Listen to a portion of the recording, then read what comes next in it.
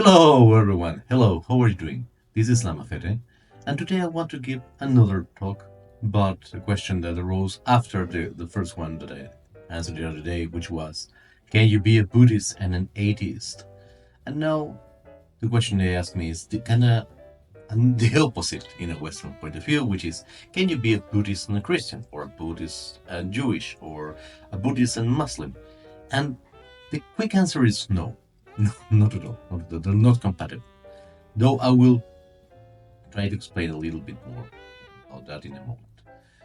So the first thing is, what makes a Buddhist Buddhist? Essentially, the only thing that makes a Buddhist Buddhist is not about following the Buddha, strangely enough, but rather following what the Buddha taught. And what the Buddha taught is that there are four seals: the seal of impermanence, the seal of displeasure and pleasure, the seal of no self, and the seal of nirvana, that there is a different way to exist. So you can be someone who calls himself a Buddhist, you can be someone who prays to a statue of Buddha, but if you do not have the perspective of these four seals, you're not a Buddhist.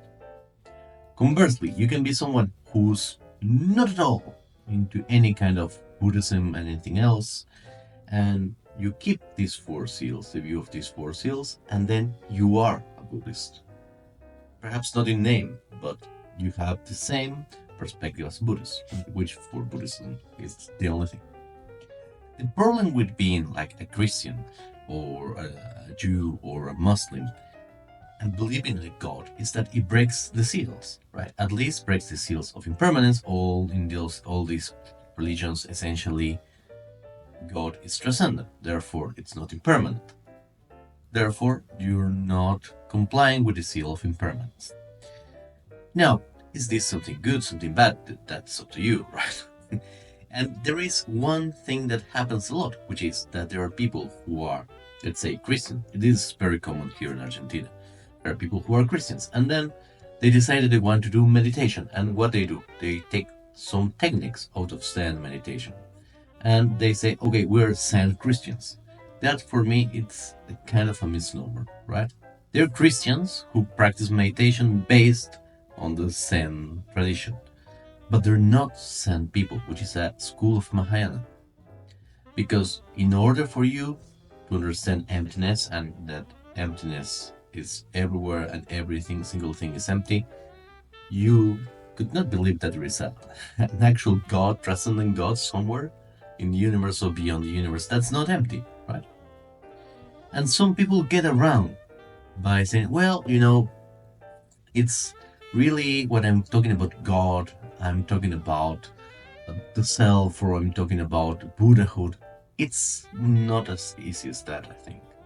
Because yes, you might think about ineffable things, and I can't say anything, but there is a thing that's not impermanent, right? Or that has a self.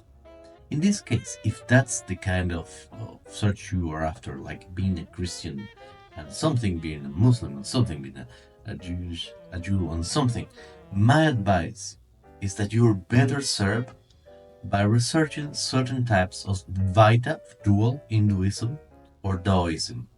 Because in both Hinduism and Taoism, there is more wiggle room. There's still going to be meditation techniques, there's still going to be mantras, there's still going to be a lot of things which are more compatible with the viewpoint of someone who's a Christian, say, that in Buddhism. Having said that, and just to finish, as I said in the other video, there's not going to be a Buddhist Spanish Inquisition that's going to come and say, oh, we're going to take your Buddha card away. You can, of course, practice whatever you want, but you should do so understanding that according to Buddhism, you're not going to get the result of enlightenment if you cling to these beliefs. Of course, you could also think according to Christianity, you're not going to be in the grace of God and Jesus if you cling to the beliefs of Buddhism. Yes, that is absolutely correct. But that falls under your own beliefs, right? So I hope this has been helpful. As always, I'll see you soon. Bye bye.